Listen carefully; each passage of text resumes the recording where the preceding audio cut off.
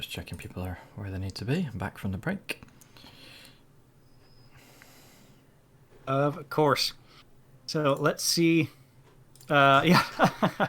The bearded archer who may reside with Hyper 946 plays Saltus on a regular basis. Says it makes him salty. Uh-huh. It does. All right. It looks like we've got KnightlyPeacock and Stormstrong in here. There we go. Stormstrong, I've definitely seen KnightlyPeacock's name around the Keyforge net. I don't know their exact pedigree, but they've 3-0'd and they're playing Stormstrong, so that's something. They must be doing all right. Mm-hmm. KnightlyPeacock has brought Fala over Omiyada Ni leader. This is a Call of the Archons deck. We've got... oh no, excuse me, this is Age of Ascension. I misspoke. I'm now even more excited. We've got a Soul Snatcher, Tesmo, Gold Key Imp, Key Charge, Perilous Wild. There are a lot of funky plays in here that I'm excited to see go down.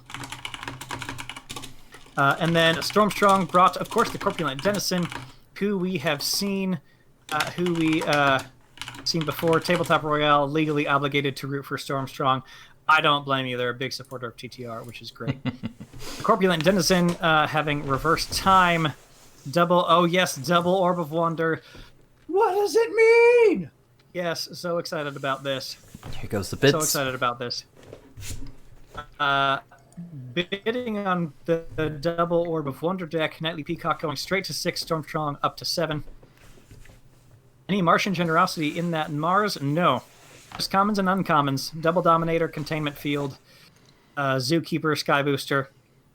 So definitely a tricky, perhaps mid to lower powered deck that is going to make the chain bidding really interesting. And as we saw, if you joined us for the Muffins of Team Archimedes and Kendall of Team Athens Forge Masters, if you joined us for their showdown, we saw the weaker deck, quote-unquote weaker deck, start way ahead because of the large amount of chains, and then eventually the stronger deck came back and overwhelmed when it got to full power after its chains were shed.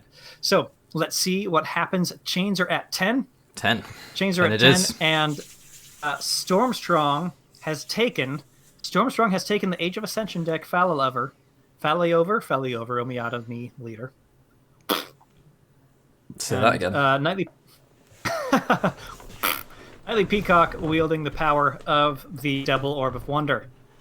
Auto and Cordo, reverse time, insanity. So, GLHFs all around. Stormstrong opens with the Tesmal. People who have paid attention to me rambling before know I love a good Tesmal. I love a good double Tesmal deck. Not that this is one, but I love a good Tesmal play. KnightlyPeacock opening with an Orb of Wonder and a Squire Alice, who's enhanced with a capture icon, is going to capture 0 here in the opening hand. Oh, Binding Irons. Binding Irons. Big brain plays from Stormstrong. I did not even call out this card in glancing at these lists. Of course, Stormstrong saw this list, picked it for the 10, so they could pump KnightlyPeacock up to now 11 chains. That is 6 card penalty from 1 card from Stormstrong. Great play by Stormstrong there. Great play by Stormstrong. Very, very good move. Wow. Keeping KnightlyPeacock out of Logos. Good call there. And KnightlyPeacock with only 4 cards in hand. Double Dark Minion. Anguish. Okay, big dishand. Anguish, double Dark Minion. A good start. That's gonna help with the Amber control if Stormstrong can't take out that Anguish. Stormstrong can't take out that Anguish. KnightlyPeacock may be able to calculate it. Stormstrong gets him to a first key there to have him forge for a bunch of extra, or delay him appropriately to hit with an Effervescent. Let's see where that goes. Well, apparently I'm popular enough on Twitch now to start getting spam bots, so that's nice. Well, there you go. Keyforge, continuing to get milestones involving the dark corners of the internet. KnightlyPeacock is still in their turn. Okay, so Orb of Wonder, sacrificing it, moving a card from deck to hand. Don't get to see quite what that is. I love that it's a secret card too. Mm-hmm. So popping that off right off the bat, playing a Dino Fiend, exalting the Dino Fiend to kill the Tesmal. Very good. Stormstrong. Oh, this is a good Mars board. This is what I like to see when we have the pleasure of seeing AOA in these situations. I have lost in AOA versus AOA matches to boards that looked exactly like this. That's the Zizix Shockworm to stun enemy creatures reaping, and the Dominator to protect. The Zookeeper, one of my absolute favorite cards in Keyforge, putting creatures away in archives. Another think their own to archive stuff. Let's see, Double Doom throwing up Shockworm back there and hitting a Cold a Week, which is a decent get. And okay, go ahead and just clearing the board. They are just clearing the board. Dark minions fighting, dealing damage. Yep, and then they have cleared the board.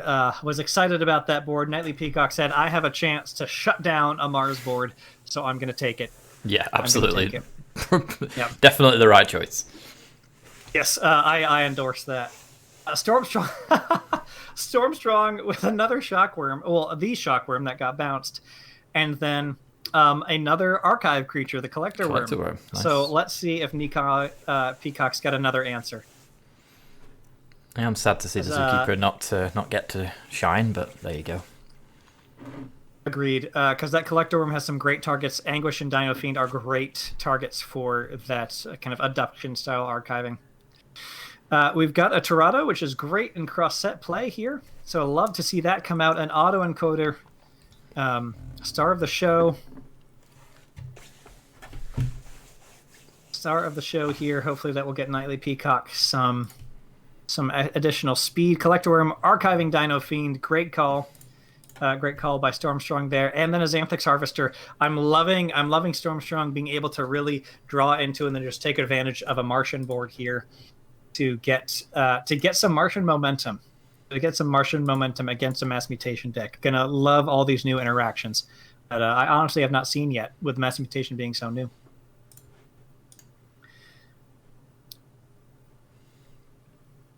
And let's see here. Yes. KnightlyPeacock going Dis again, Stirring Grave to archive Tirado. Tirado, definitely a great kind of board burst card where you get to draw off of all those mutants reaping. Mindfire with a damage icon, discards Fang House.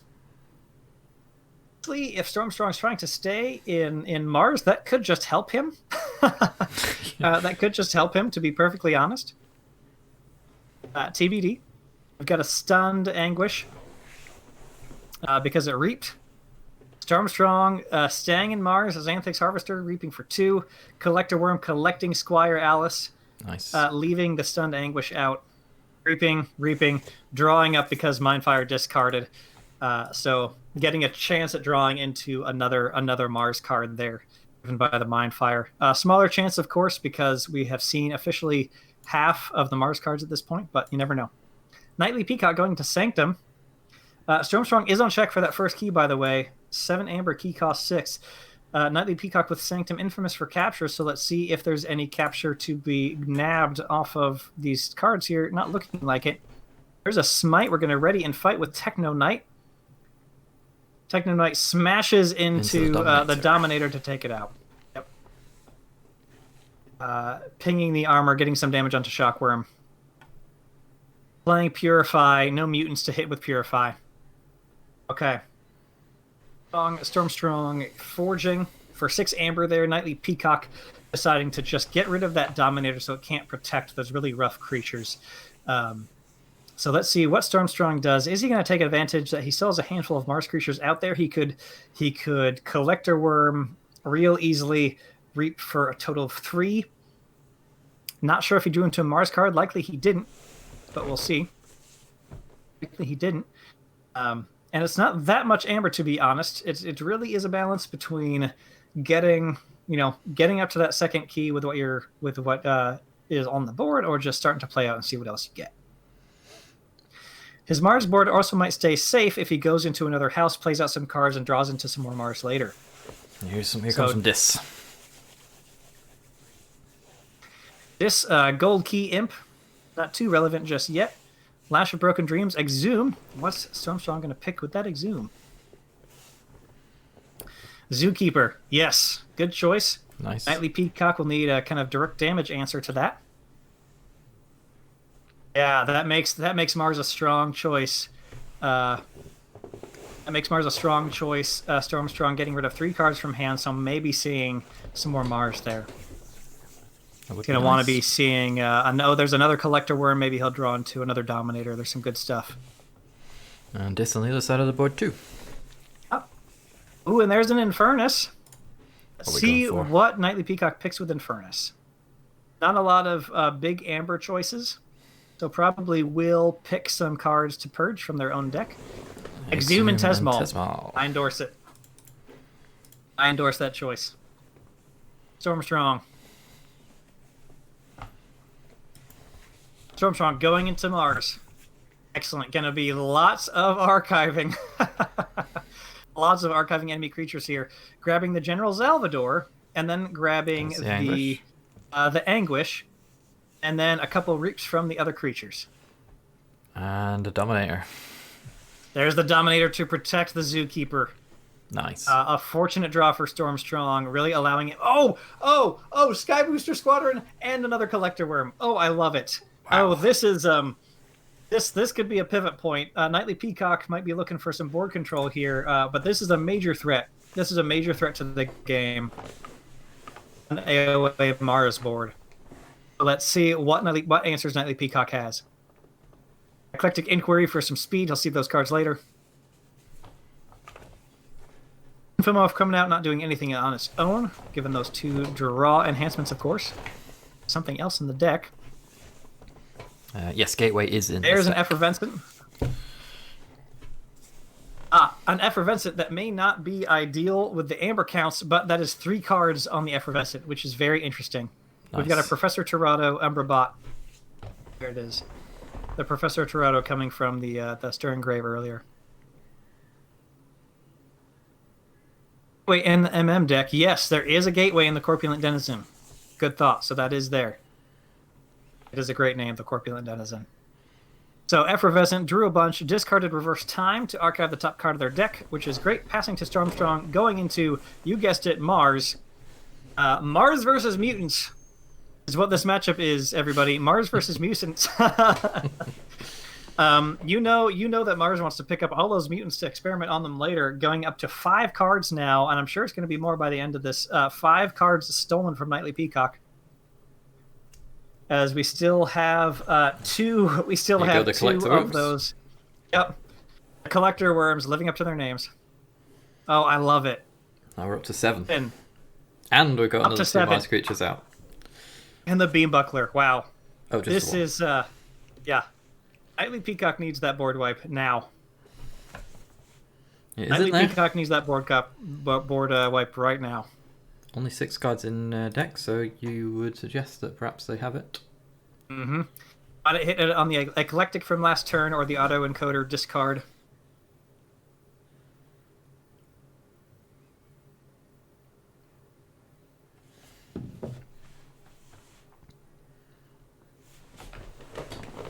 Let's see. Seraphic Armor. Going into Sanctum. Can't even remember the name of that house.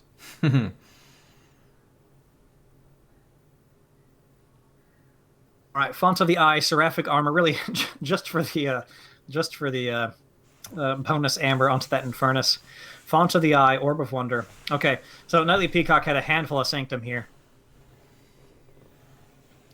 Very likely just did not have the Gateway to Dis in hand. Otherwise, I'm sure we would have seen it, because this is giving Stormstrong another turn with this frankly bonkers Mars board. I think Stormstrong saw the potential in this Mars board, especially with a mechanic that's honestly even better than Purge, if you can get it, if you can get your board set up to do so, right?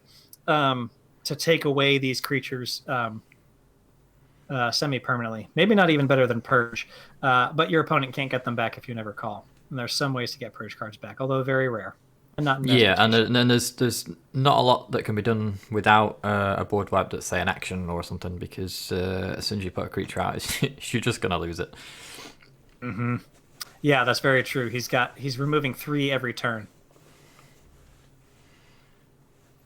Strong losing the auto encoder to his hand to a grasping vines. Is that a? Oh, that's a double grasping vines. Yeah, double Yeah, grasping it vines. was. They're everywhere. Yeah. And I feel like if this board state stays this way for another turn, I'd struggle to see how Nightly Peacock can come back from this.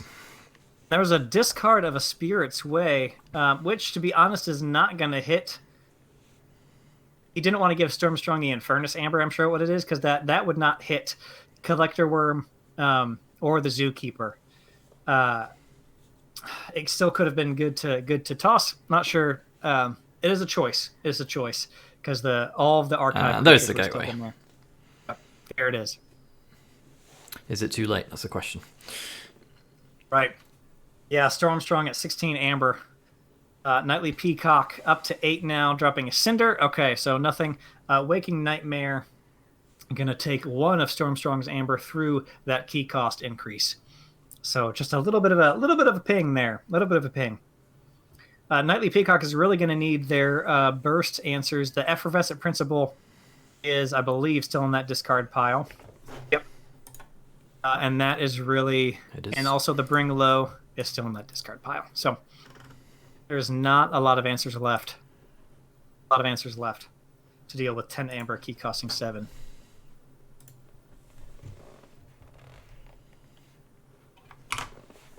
Stormstrong increasing Nightly Peacock's key cost, so Nightly Peacock not even going to get that first key they would really want to lock in. Not finished with you, returning the entire Martian army to the deck. Nice. Which is, goodness, I can't even... 1, 2, 3... 1, 2, 3, 4, 5, 6, 7, 8, 9... I think that's 9 or 10 creatures Out of into 15. a 15 card. Yeah. That's bonkers. That's bonkers. Let's not forget that he's still on 10 Amber with 1 key to forge. And there it goes. Yep, and that's game. That's game, yep. Yeah, Nightly Peacock just playing through the turn, and that is good game. A really great deck knowledge by Stormstrong there, picking the Age of Ascension deck to give Nightly Peacock his own deck at 10 chains.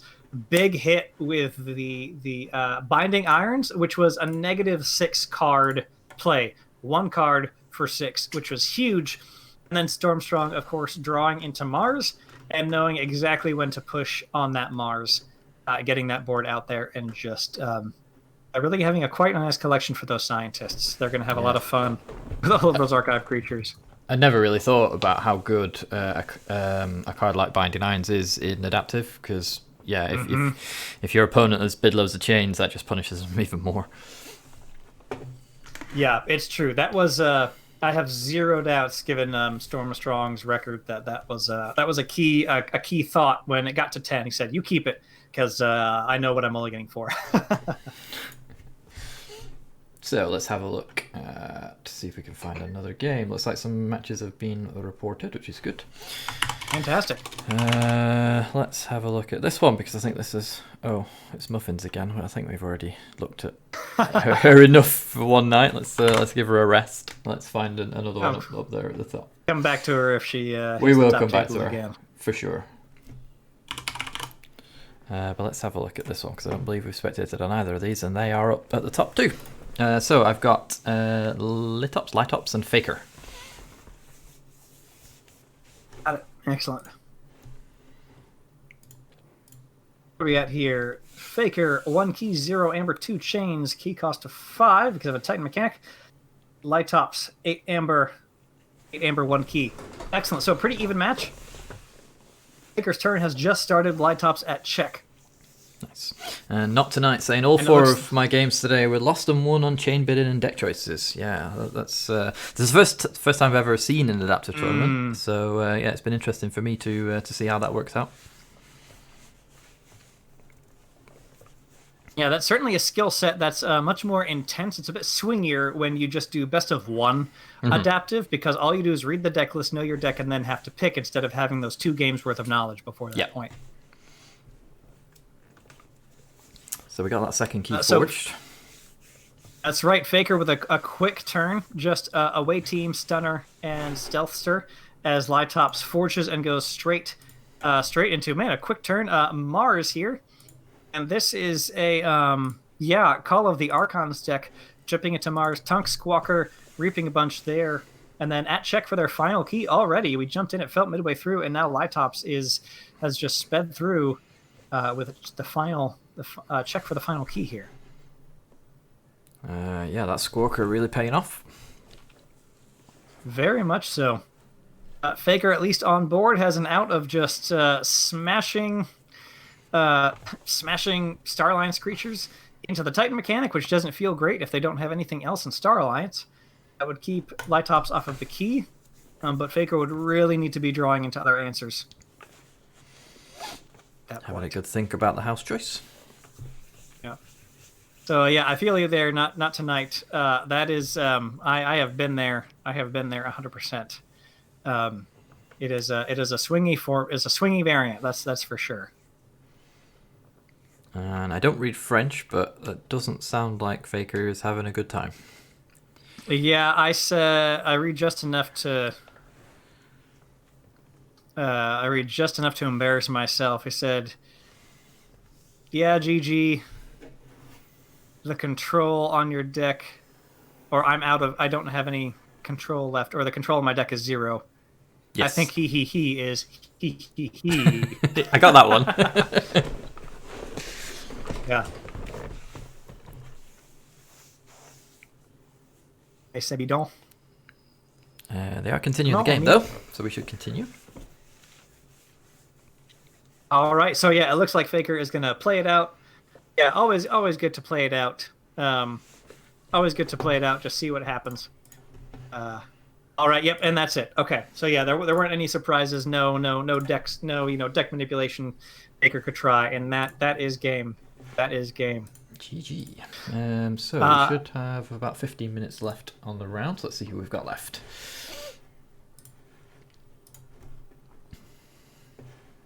Wonderful. I am really enjoying all the cross-set play we're seeing. Here. And across lots of international Keyforge players across just many different places, many different sets. That's quite a lot of fun. Quite a lot of fun to see Coda going up against AOA and OEA, going up against Worlds Collide, Mass Mutation. It's a lot of fun. It's a lot of fun. I'm just trying to find a game for us to have a look at. Let's go for this one. I've got Sizox and Esquire. It looks like this. So we're at 2 keys apiece, so this could go either way. Excellent. Remind me which one that is. Let's see. So Sizox against Esquire JJR.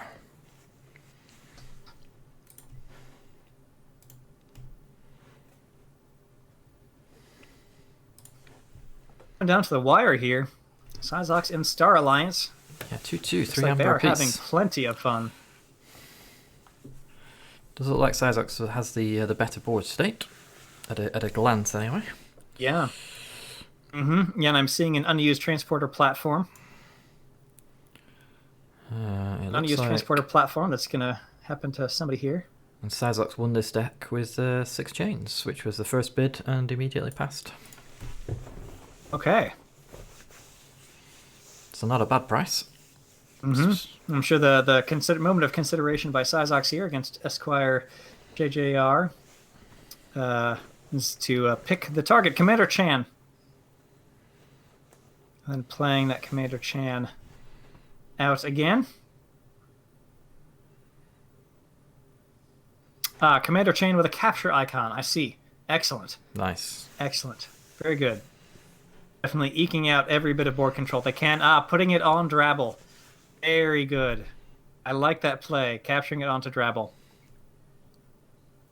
Oh, nice. Yeah, I see that. That's good. And then Mushroom with a view.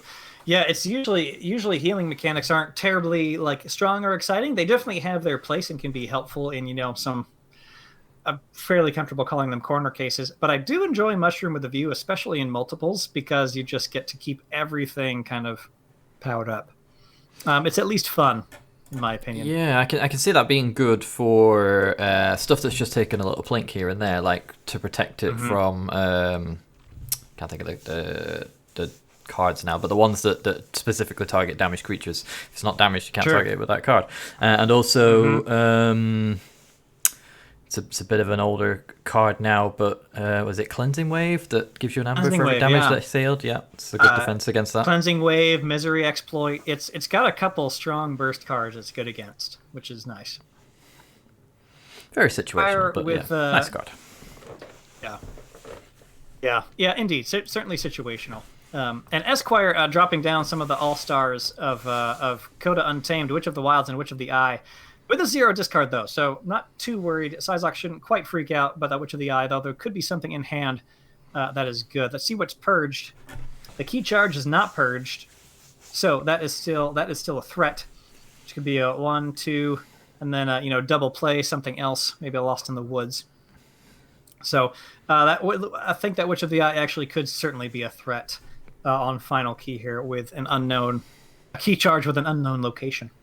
Indeed, always got to be wary when there's a key charge around. Certainly. Especially when you've got a decent amount of Untamed on the board, as they seem to at the moment.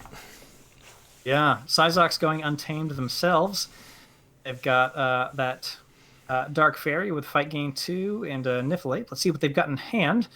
Very likely, if they're not going Star Alliance, they've got something exciting in their hand. Ritual of the Hunt, dropping that down to get one and capture one. A nice little 2 amber swing. Probably will capture onto the Brabble. Oh, onto Commander Chan. All right. Put it onto something with a bit more livability there. Oh, and especially as Esquire is just down to 1 amber. So if they put it onto Brabble, that actually is a bit more attractive to hit the Brabble. Yeah. Okay, so that's a good call by Sizox there. That's a smart play. Troop Call, which bounces the Niffle Ape.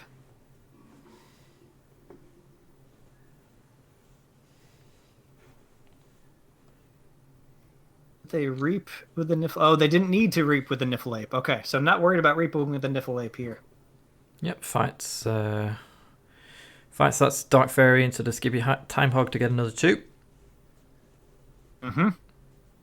Ooh, and there's a Lost in the Woods. Lost in the Woods. Oh, this will be good. Get rid of the witches. I'm assuming a Witch of the Wilds and Witch of the Eye, yeah. Yeah. If you can't kill the witches, get them lost in the woods. Yeah. Delay them. If you can't kill them, delay them.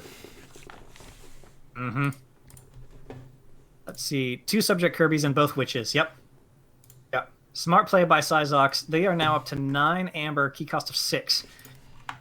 And they have just really turned off most of Esquire's on-board ability to get towards a key charge-worthy amount of amber. So, Sizox playing that Niflate back out, Mushroom with a View to heal up. Or play Witches of your own, yes. Yes, good thought there, not tonight. And that is turn, check at 9. What's Esquire got? Straight into Logos, Skippy Time Hog, Dexter. Do they have more? Another Skippy Time Hog. My goodness. And that's that game. Just playing it through. Great game. Very close. A strong closing out of that game by Sizox. The Lost in the Woods really making sure that Esquire couldn't pull any Untamed tricks to close it out there. Good moves there. And well played by Esquire, getting up to really threatening the win as well. Very impressive.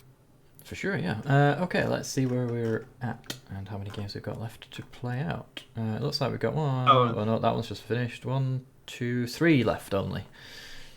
Excellent.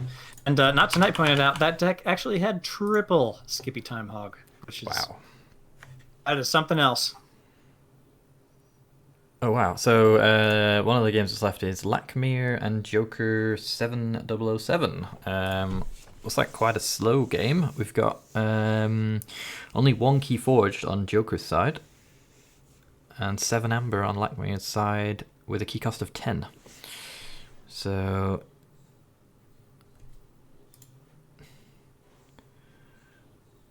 let's see here. what have we got there that's increasing that key cost? Oh, there we go. It's the resonator. That'll do it. So that'll be why this is a little bit of a slow one. Get the key cost increases. Oh yeah, another Age of Ascension deck with Mars, and Mars is out in force. I love it. I love it against Mass Mutation. Yeah, what fun matchups. Ooh, a 3-Sin deck. Very good. Oh yeah, I hadn't even noticed. Very, very good. Let's see. Over to Lakmir, key cost of 10. Oh yeah, that resonators, man, are tough. That is it's a strong card, and if you can protect it, it's tough to get rid of. Although it looks like Lakmir's got some options on the board to just take it straight out there. Lakmir winning this deck with a bid of 10. I see. Okay. So we're certainly in the phase where Joker was able to get a full key ahead, it looks like. Both people at 7 Amber.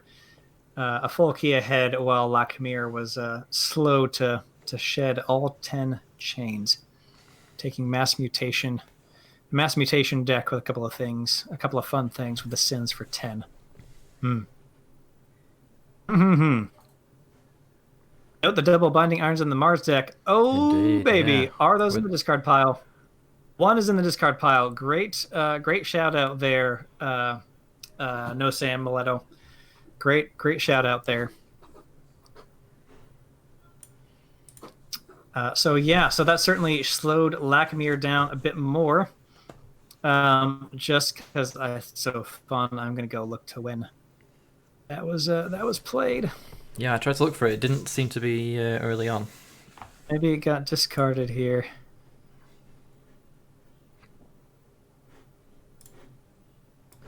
Mars turns.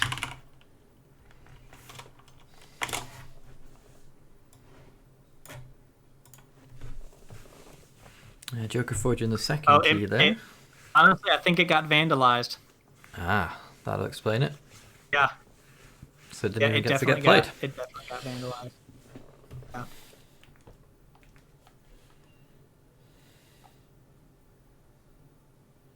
Yep. Yeah, so that was a great play by Lakmir to not be further behind than they were as far as that's concerned. Joker forging their second key.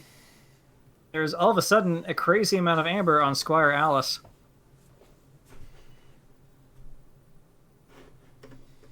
I was too busy looking for those binding irons to see exactly how that happened there.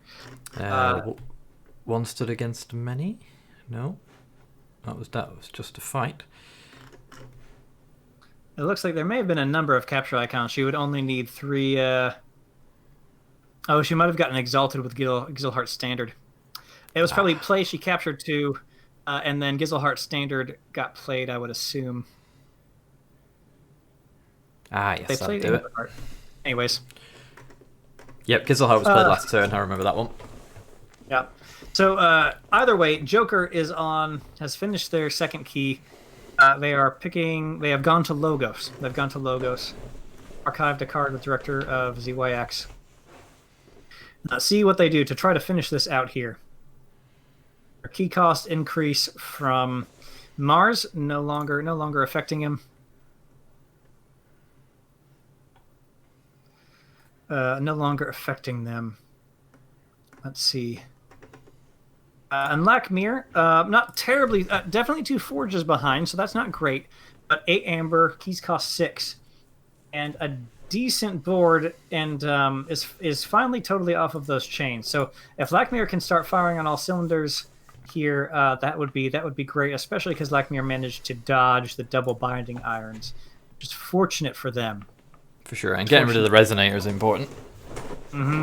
Definitely. So Joker considering combat pheromones to use Proliferator and Beam Buckler. Probably scared for that Proliferator's life, to be quite honest. Oh no, it's just tanking into Bonesaw. Okay. Okay, Proliferator straight into Bonesaw, Beam Buckler into Bonesaw. Getting some amber standardized. they cleared the way for the standardized testing. Yep. That was some impressive sequencing there. Going up to 9 amber, getting all of that captured and exalted amber off of that Squire Alice. Nicely done. I see. Okay, so they cleared the way for that standardized testing to hit a few more cards. I think I'd have to do the math exactly, but and there is a Sutterkin and a Project ZYX and a Director of ZYX. That is a threat.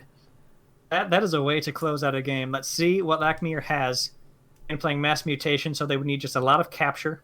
They lead maybe some Infernus. There's an Infernus. Maybe a Desire along with something else. So let's see what they've got. They go into Dis. There's the Desire. Keys cost 10. We need some capture. We need something because Joker will still forge at 10. Nope. And that's it. Yep. Oh, close, but not quite. Yep.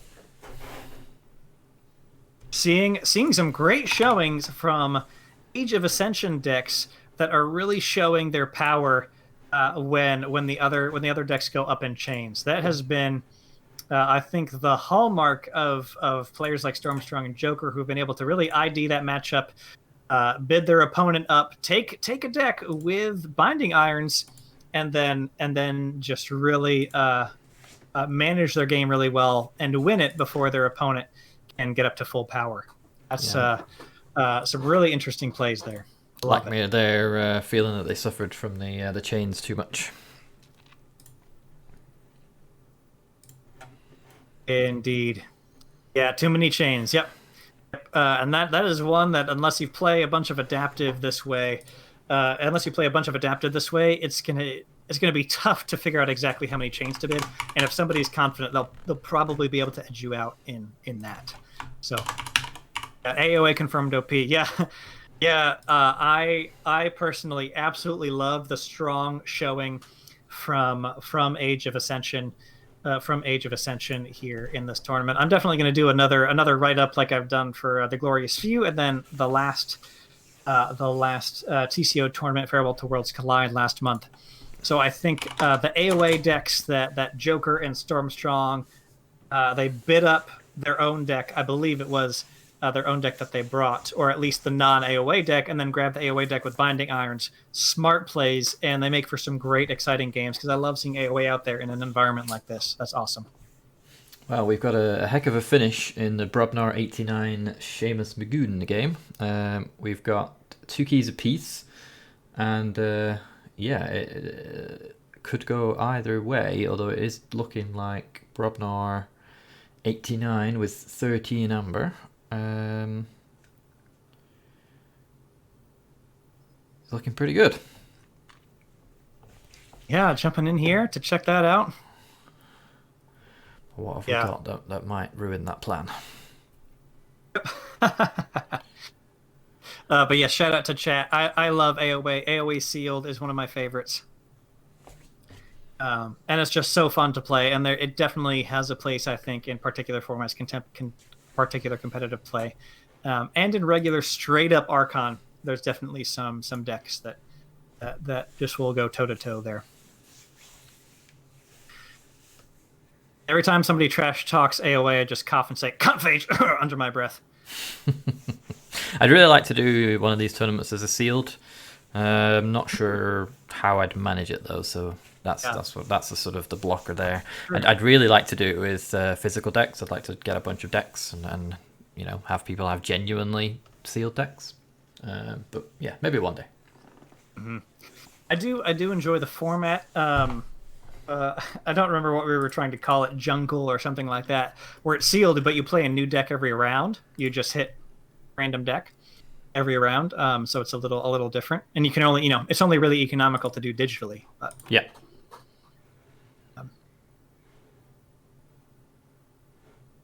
Yep. Seamus saying the force to play Logos. I assume if we're looking at Mass Mutation, that was the single Mark of Dis there. Seeing Ritual, Mark of Dis, all the high-end cards. Yeah. Yeah, it looks like Brobnar 89 doing good for the Ancient Bear Republic here, doing a Mark of Dis to close it out. Well, Seamus, how do you lose with a board like that? Well, it's Keyforge. Anything can happen. So Seamus reaping out, going out in style here, with the good sportsmanship. Why not? Yes. I've been saying Get that Glorious scroll Few was bar in brilliant. action. Can't wait for the next one. Yeah. There it is. Yes, agreed. Muffins. That was an amazingly set up tournament. Oh, good game. Good game there. Good game there. Love coming in just to see the good vibes, the good vibes among the players. Absolutely. Nice to see that continue. We've had that quite consistently on these TCO tournaments, so long may it continue. Yes. Agreed. All right, so we're just waiting for this score to get reported, and then we can move on to round 5. Brilliant. Let's see. Go take a